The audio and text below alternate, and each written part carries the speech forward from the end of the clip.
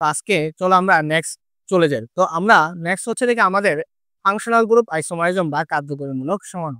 তো কার্যকরীমূলক সমানুতে যাওয়ার আগে আমি তোমাদের একটা সিম্পল ট্রিক শিখাবো যে আমাদের কার্যকরীমূলক বিশিষ্ট যৌগের মধ্যে দেখা যায় যে কি এক কার্যকরীমূলক বিশিষ্ট যৌগ থেকে ভিন্ন একটা কার্যকরীমূলক বিশিষ্ট যৌগে রূপান্তর করতে হয়। তো এই রূপান্তরটা আমরা অনেকে কি করি যে গাঠনিক স্ট্রাকচার মুখস্থ করে এটা থেকে এটা হবে এরকম। তো আমরা আজকে চলো একটা সিম্পল তোমাদের একটা ট্রিক শিখাই যেখানের মাধ্যমে আমি সহজে কোনো একটা যৌগে কিভাবে কার্যকরীমূলক এক কার্যকরীমূলক বিশিষ্ট যৌগ থেকে একটা ভিন্ন কার্যকরীমূলক বিশিষ্ট যৌগে রূপান্তর করতে হয় সেটা আমরা শিখবো। চলো আমরা প্রথমে ডিগ্রি অফ আনস্যাচুরেশন নিয়ে একটু কথা বলি। ডিগ্রি অফ আনস্যাচুরেশন হচ্ছে দেখি কোনো একটা যৌগের মধ্যে আমার অসম্পৃক্ততার পরিমাণ কি আছে সেটা বের করা। তোমরা হয়তো জানো যে দ্বিবন্ধন এবং ত্রিবন্ধন বিশিষ্ট যৌগকে আমরা কি বলি? অসম্পৃক্ত যৌগ বলি। তার মানে আমরা কোন একটা যৌগে কি অসম্পৃক্ততা আছে সেটা বের করাকে আমরা কি বলবো? Degree of unsaturation. চলো আমরা একটা যৌগ নেই, ডিউ সমান কি হবে? ডিউ সমান হবে যে কি আমার পাই বন্ড প্লাস রিং। ঠিক আছে, এটা হচ্ছে দেখে আমাদের ডিওর সূত্র, ডিওর বের করার সূত্র। তাহলে আমরা একটা যৌগ নেই যেটার মধ্যে আমরা একটু দেখি।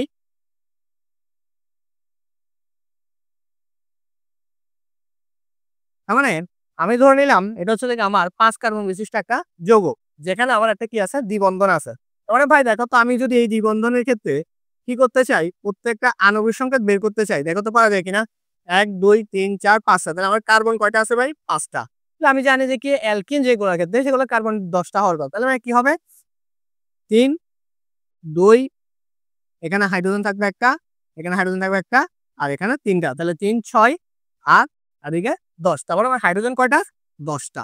তার মানে ভাই খেয়াল করো, তোমার যখন একটা অসম্পৃক্ততা বা একটা পাই বন্ধন থাকে সেখানে আমার তাহলে হাইড্রোজেন সংখ্যা কয়টা কমতেছে? হাইড্রোজেন সংখ্যা কমতেছে হচ্ছে 2টা। যদি ভাই আমি আরেকটা এখানে কি দিয়ে দিতাম? এখানে যদি আরেকটা বন্ধ দিয়ে দিতাম তার মানে আমার কি হতো? দেখো তো ভাই, তার মানে আমার এখানে হাইড্রোজেন সংখ্যা এখানে একটা কমতো। হ্যাঁ, টোটাল মিলে আমার হাইড্রোজেন সংখ্যা হচ্ছে এটা। তার মানে দেখো তো ভাই, এখানে একটা হাত এর সাথে একটা হাত দ্বিবন্ধনের সাথে, এখানে দ্বিবন্ধনের সাথে একটা হাত চলে গেল আর এখানে। তার মানে আমার হাইড্রোজেন টোটাল কয়টা দেখো তো ভাই? 3 6 টোটাল মিলে 8টা। তাহলে এই যৌগের ক্ষেত্রে আমরা ফর্মুলাটা কি হবে? 8। তার মানে ভাই খেয়াল করো, তার মানে এই ক্ষেত্রে আমার তোমার হচ্ছে দেখি দেখো তো হাইড্রোজেন টোটাল কয়টা কম? হাইড্রোজেন হচ্ছে দেখি তোমার আগে ছিল দেখি আমরা 5 কার্বন বিশিষ্ট যৌগের ক্ষেত্রে হাইড্রোজেন কি জানি? 5 এবং হাইড্রোজেন হওয়ার কথা। তবে অ্যালকেন গ্রুপের ক্ষেত্রে যেটা আমরা পেন্টেন বলি সেখানে হাইড্রোজেন কয়টা থাকার কথা? হাইড্রোজেন 12টা থাকার কথা। কিন্তু এখানে আমার কয়টা আছে? দেখো 2টা কমে গেছে। 2টা কমার কারণে আমার একটা পাই বন্ধন আসছে। পাই বন্ড কয়টা আসছে? একটা। আর এখানে তাহলে কয়টা কমছে? এখানে ভাই 4টা কমছে। তাহলে 4টার জন্য আমার পাই বন্ধন কয়টা আসবে? 4টা হাইড্রোজেনের জন্য আমার পাই বন্ধন আসবে 2টা। পাই বন্ধন আসবে কয়টা? 2টা। তাহলে এইটা হচ্ছে দেখি আমার আনস্যাচুরেশন। তাহলে আনস্যাচুরেশন সংখ্যা কত? আমার যখন কোন একটা যৌগ থেকে যতগুলো হাইড্রোজেন কমবে ঠিক ততগুলো, অর্থাৎ প্রতি 2টার জন্য একটা করে কি আসবে? তোমার দ্বিবন্ধন আসবে। তার মানে একটা করে যদি পাই বন্ধন আসে তাহলে একটা করে পাই বন্ধন আসে, যদি 4টা কমে 4টার জন্য তোমার 2টা পাই বন্ধন আসবে। তার মানে টোটাল কয়টা হয়ে গেল? তোমার তাহলে 4টার জন্য 2টা পাই বন্ধন আসবে। তাহলে ডিগ্রি অফ আনস্যাচুরেশন সংখ্যা কত হবে তোমার? 2। তার মানে আমরা কোন যৌগের আমরা ধরো ভাই এটা হচ্ছে আমার C4H8। তার মানে আমি এখানে বলতে পারি এখানে আমার ডিউর মান কত? এখানে ডিউ হচ্ছে দেখি 1। ধরো আমাকে এখানে আরেকটা যৌগ দেওয়া আছে C4H6। তার মানে আমার মূল যৌগ কি ছিল? মূল যৌগ হচ্ছে দেখি আমরা জানি methane, ethane, propane, butane. Butane ছিল। তাহলে বিউটেনের সংখ্যাটা কিরকম ছিল? C4H10। তাহলে এখান থেকে হাইড্রোজেন কমতে কমতে এই যৌগের ক্ষেত্রে কয়টা কমছে ভাই? 4টা। তাহলে 4টা হইলে 4টা হাইড্রোজেন যেহেতু কমছে তাহলে আমার ডিউর কত হবে? ডিউর মান আসবে 2। আশা করি তোমরা এই জিনিসটা ডিউ সহজেই ডিউ কি ডিউর ব্যাপারটা বুঝতে পারছো। তাহলে এটা হচ্ছে দেখি সাইক্লো বিউটেন। চলো এবার এখানে আমরা ডিউর ক্ষেত্রে চিন্তা করি। মনে রাখবা যদি আমার একটা রিং থাকে, যে কোনো একটা রিং, শুধুমাত্র একটা রিং থাকলে সেক্ষেত্রে আমার ডিউ হবে কত? ডিউ হবে 1।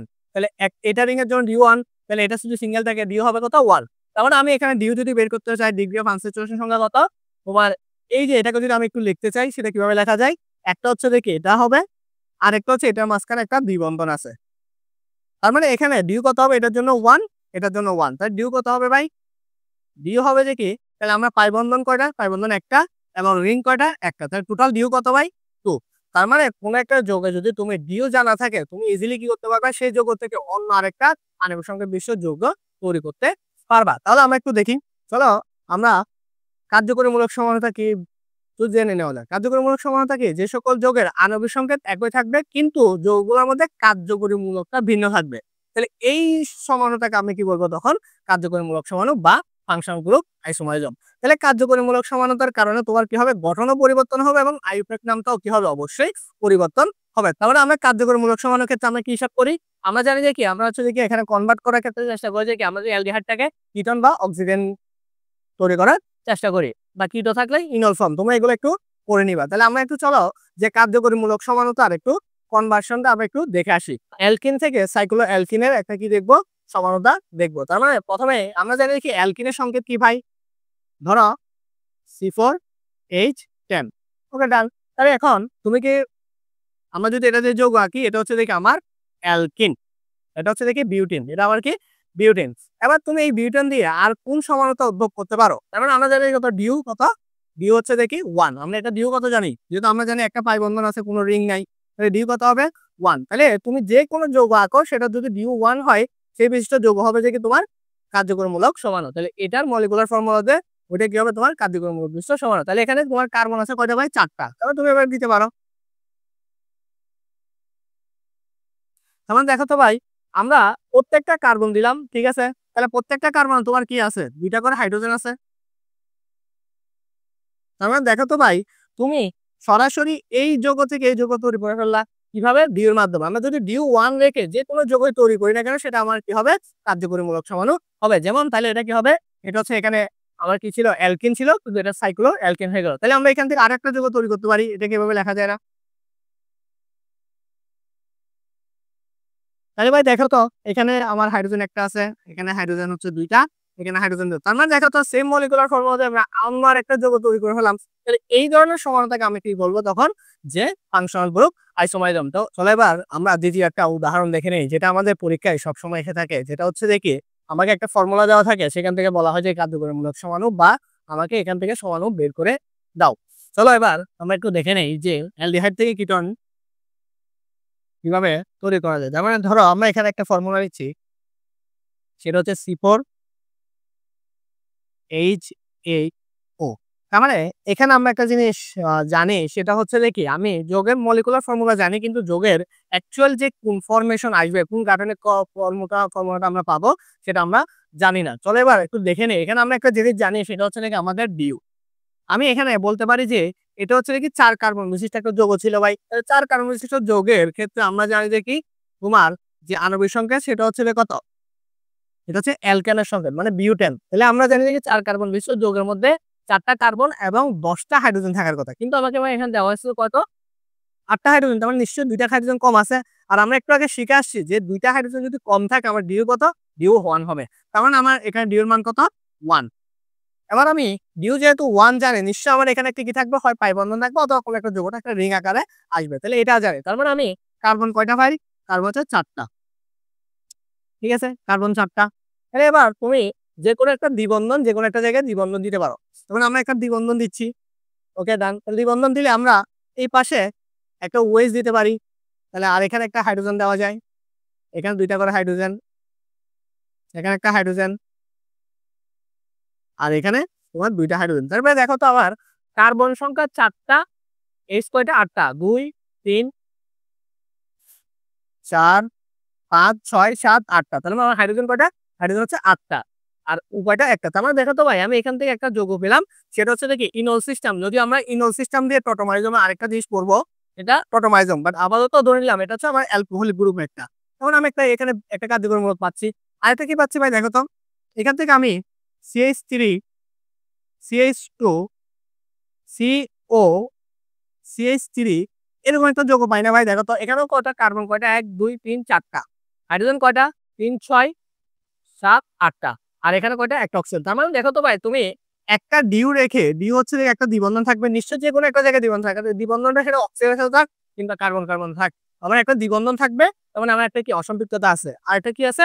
তাহলে অসম্পৃক্ততা দিয়ে আমি যে কোনো ভাবে যৌগটা কি করতে পারবো? সাজাতে পারবো। তার মানে আমি এখান থেকে আরেকটা জিনিস পাওয়া যায় সেটা এটা পাওয়া যায়। এখান থেকে তুমি এভাবে করতে পারো। যেহেতু তোমার ডিউ কত? 1। তাহলে ডিউ মানে 1 করে তাহলে আমরা একটা রিং দেওয়া মানে কি এটা 1। আমরা এখান থেকে আরেকটা জিনিস আঁকতে পারবো সেটা হচ্ছে যে কি অক্সিজেন। তার মানে এবার দেখো তো ভাই তাহলে এক্ষেত্রে আমার এটা হচ্ছে যে কি অক্সিলেন হবে। এটা হচ্ছে দেখি অক্সিলেন। অক্সিলেন সাধারণত 2 কার্বন বিশিষ্ট হয়। কার্বনের সংখ্যা যদি হয় অক্সিলেন সাধারণত 2 কার্বন বিশিষ্ট হয়।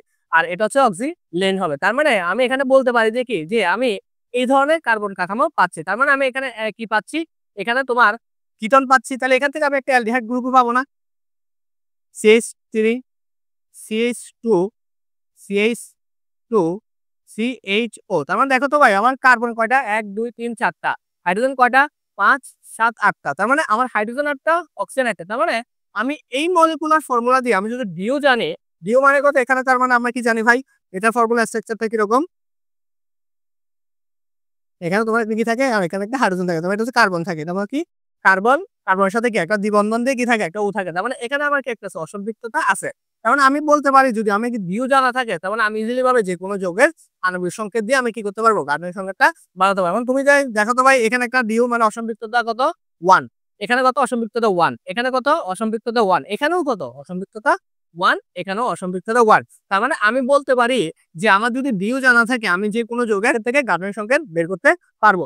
তাহলে এরপরে তাহলে আমরা এটা ক্ষেত্রে করার চেষ্টা করি। তাহলে এখানে আমার হচ্ছে দেখি আমার এসিড থাকবে। তাহলে এসিডের ক্ষেত্রে আমার C4H8O2। তাহলে আমাকে ধরো এই ফর্মুলা দেওয়া আছে। তাহলে আমি এখানে কি জানি ভাই? আমি এখানে ডিও জানি। কি ডিও কিভাবে বের করব? হাইড্রোজেনের সংখ্যা কয়টা কম।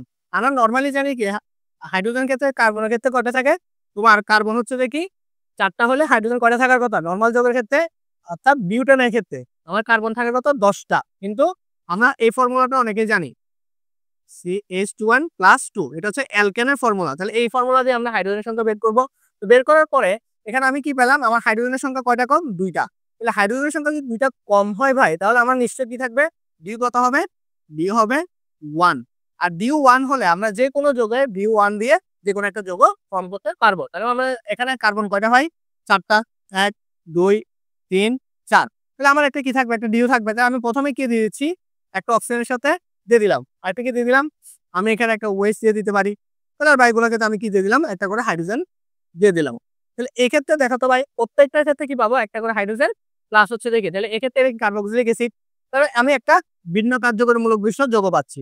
ঠিক সেম এটা দিয়ে আমরা যদি অন্য একটা যৌগ তৈরি করি, দেখো তো ভাই দ্বিবন্ধন ও, তাহলে এদিকে আমি মিথাইল গ্রুপটা এদিকে শিফট করে দিলাম। তাহলে এদিকে CH2, এদিকে CH3। তার মানে 1 2 3 4 টা কার্বন। কার্বন কয়টা ভাই? 4 টা। হাইড্রোজেন হিসাব করে দেখো। হাইড্রোজেন তোমার কয়টা আছে? 8 টা। ও কয়টা? 2 টা। তার মানে এই ক্ষেত্রেও আমি কি পাচ্ছি? একটা ভিন্ন যৌগ পাচ্ছি। তার মানে আমি এখান থেকে যদি আমার ডিও জানা থাকে, আমি ডিও জানা থাকলে আমি কি করতে পারবো? যে কোনো যৌগ তৈরি করতে পারবো। তাহলে আমি অন্য আরেকটা যৌগ তৈরি করি। তার মানে দেখো তো ভাই আমি যদি ডিও জানা থাকে, ডিও যদি জানা থাকে তাহলে আমি ইজিলি ভাবে যে ভিন্ন যৌগ বিশিষ্ট বা ভিন্ন কার্যকরীমূলক বিশিষ্ট যৌগ তৈরি করতে পারবো। তার মানে আমি এই থেকে বুঝতে পারি যে কি আমাকে যদি আণবিক সংখ্যা দেওয়া থাকে, আমি যদি ডিও জানা থাকে, ডিও দিয়ে আমি যে কোনো যৌগ উৎপন্ন করতে পারবো। আমাদের সাথে থাকার জন্য ধন্যবাদ। পরবর্তী ভিডিও দেখার জন্য অনুরোধ রইল।